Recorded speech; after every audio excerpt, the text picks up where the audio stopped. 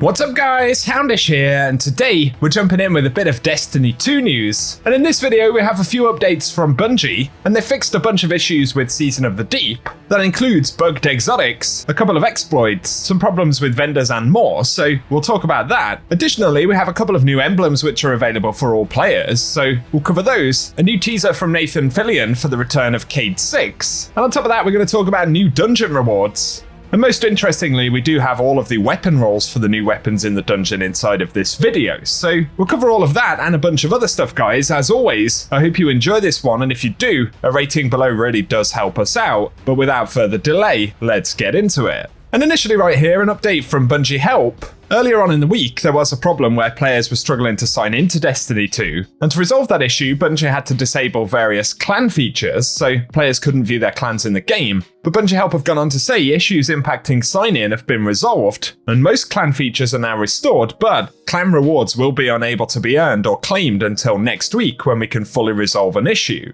So basic clan functionality is back, but in terms of clan rewards and bonuses, there'll be a couple of things not working as intended until next week when we'll probably get another hotfix. So keep that in mind. And up next, Bungie posted an article yesterday with a series of hotfixes they've managed to put out in the past couple of days. So firstly, they say due to an issue where the Warlock's Vesper of Radius exotic can create chain explosions, we've disabled it until a fix can be implemented. So Bungie did add explosions to the exotic, but there were more explosions than they wanted there to be. So for the moment we can't use it. They also say that they fixed a problem where completing Crucible matches on Meltdown was not rewarding pursuit or objective progress. So that should be sorted. They also fixed an issue allowing players to acquire duplicate rewards from the subclass mastery quests. And that was the legendary shard farm that's popped up in the past couple of days, so unfortunately that one doesn't exist anymore. But they did fix the issue with the Cryptarch, which caused exotic focusing to drop with lower stat rolls than intended. So all being well, exotic focusing should now be working properly.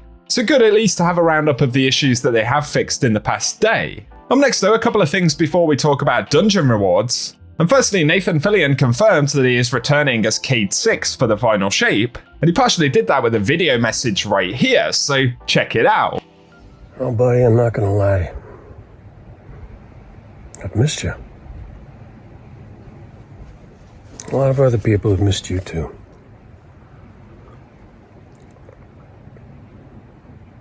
It'd be real nice to have you back.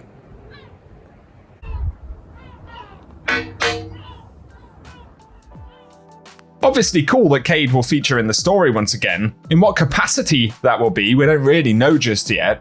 But it is cool nonetheless, and give us your thoughts about it down below. A couple of free emblems right here that Destiny Bulletin shared. Initially, there's a free Marathon ARG emblem, which we can unlock via Bungie rewards, so you can see the code on screen. They're also in the description box if you want to do them after the video.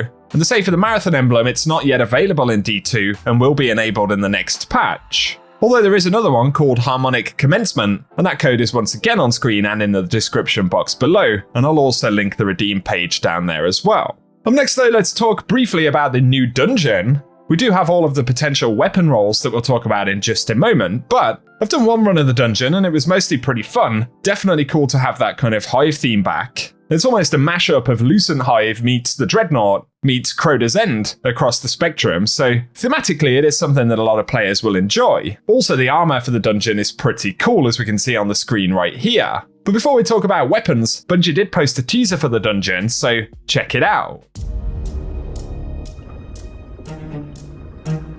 All who pass through these halls are mine.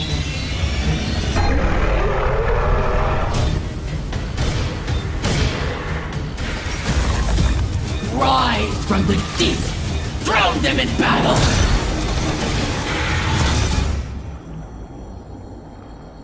But looking at the new exotic weapon for the dungeon right here, it's called the Navigator, and this is a new strand exotic trace rifle, which is a pretty cool concept. And in terms of what it can do, the intrinsic trait is called Protective Weave, and firing this weapon at an ally grants woven mail to both the user and the target. Plus its other trait is called Weft Cutter, and dealing sustained damage will sever the target. So certainly an interesting concept for an exotic weapon.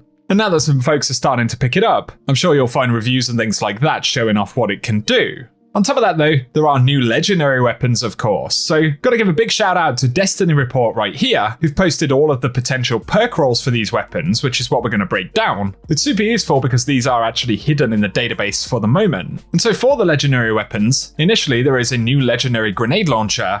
It's actually a wave frame stasis launcher, so something a little bit different right there. And we should mention that all of the dungeon weapons have the Restoration Ritual origin trait, so reviving allies or defeating combatants with finishers reloads the weapon and also readies an emergency reload for the next time the weapon runs out of ammo. Actually a pretty cool origin trait right there. But in terms of potential bonuses for these weapons, in the first trait slot for the grenade launcher, we have Ensemble, as well as Unrelenting, Shot Swap, Lead from Gold, Demolitionist, or Perpetual Motion.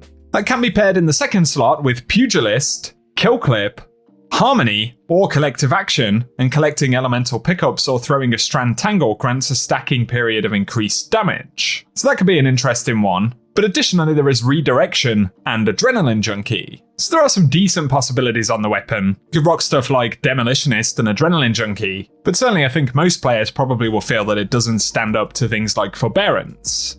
Give us your thoughts about it down below though, or any decent rolls you've picked up on it. And next there is a new glaive as well. This is actually a rapid fire solar glaive, which is interesting. And in terms of the trait bonuses, it can get Immovable Object, Killing Wind, Impulse Amplifier, Disruption Break, Replenishing Ages, or Lead from Gold in the first trait slot, with the second trait slot able to get Unstoppable Force, Opening Shot, Collective Action, Redirection, Close to Melee, or Incandescent. So interesting to have a rapid fire option right there, but of course we already have solar glaives with some similar bonuses to this. So while there are a couple of okay rolls on it, I don't feel that most players will be super excited about it, but again, share your thoughts below. Next though, the new SMG is an aggressive frame solar SMG, and in the first trade slot, it can get Well-Rounded, as well as Offhand Strike, Surplus, Discord, Rangefinder, or Demolitionist, with the second slot able to get Elemental Capacitor, Pugilist, Collective Action, Target Lock, Adrenaline Junkie, or Incandescent. So an aggressive frame Incandescent SMG is certainly okay. Demolitionist and Incandescent might be a pretty decent roll, plus there's stuff like Rangefinder and Target Lock which will be good in PvP. Finally though, we also have a new Stasis rocket launcher in an aggressive frame,